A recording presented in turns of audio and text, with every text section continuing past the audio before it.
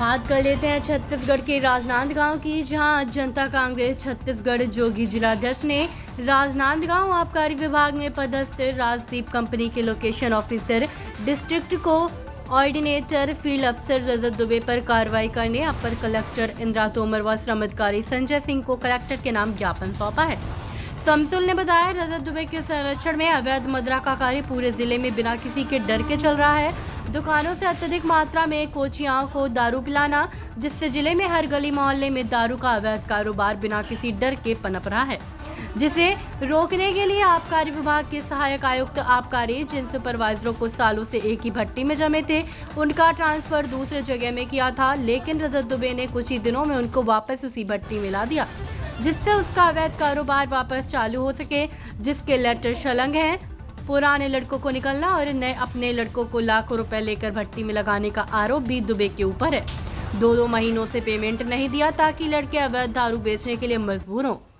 देखिए पूरी खबर छत्तीसगढ़ के राजनांदगांव से न्यूज नेशन 81 संवाददाता विश्वनाथ देवांगन के साथ। कलेक्टर ऑफिस ज्ञापन देने आए थे, किस विषय में ज्ञापन दिए और क्या बात?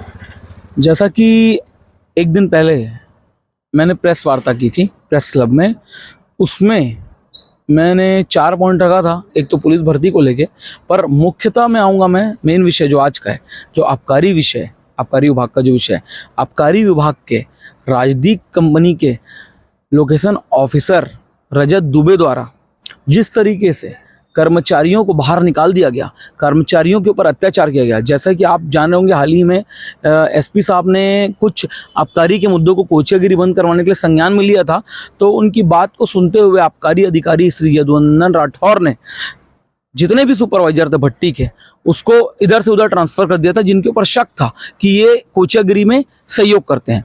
अब कुछ दिन बीत जाने के उपरांत रजत दुबे, जो कि मुझे ऐसा लगता है कि चाहते हैं कि कोचियागिरी हो, जो कोचियागिरी करवा रहे हैं अपने कुछ सुपरवाइजरों से, उनका ट्रांसफ़र कर दिया। जैसे कि उदाहरण के लिए, जिसको साहब ने अर्जुनी से टेढ़ेसरा भेज दिया था सुपरवाइजर को, उसको रजत दुबे ने साहब की आंखों में धूल झोंक के डोगर गांव ले आया, और उसके बाद कंटिन्यू चल रही है ये कोचियागिरी।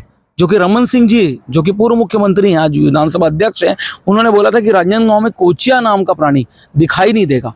ये सीधा उनके ऊपर टारगेट है कि भाजपा सरकार पिछले 3 साल के मुख्यमंत्री, मतलब 3 बार के मुख्यमंत्री, 15 साल से अब 20 साल हो गया विधायक, और उनके बोलने के बाद भी यार कोचियागिरी राजनांदगांव में चल रही है, तो ये मुनासिब नहीं। दूसरी बात, जब उन्होंने अपने कर्मचारियों को कोचियागिरी करने के लिए मजबूर किया, और कर्मचारी जब कोचियागिरी के लिए मजबूर नहीं हुए, तो उन्होंने उन्हें बाहर निकाल दिया और 2 महीने उनका पेमेंट रोक के रखा, ताकि शायद अपने पेमेंट के लिए, कोचियागिरी के लिए मेरी बात को मान जाए।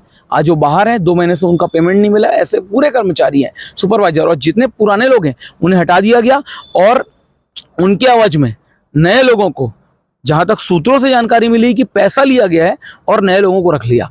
और मेन पॉइंट आखिरी ये है कि हर भट्टी से ये तो चल रहा है, साथ ही साथ जो सुपरवाइजर हैं, जो उनको क्वालिफिकेशन होनी चाहिए नौकरी में रखने के लिए, ग्रेजुएशन की, कई सुपरवाइजर और ऐसे कई कर्मचारी हैं जो 10वीं और 12वीं पास हैं, उसके बावजूद भी आज भी उनको यहाँ रखा गया। इससे साफ साबित होता है कि इन लोग पैसा लेकर के कर्मचारियों को रख रहे हैं।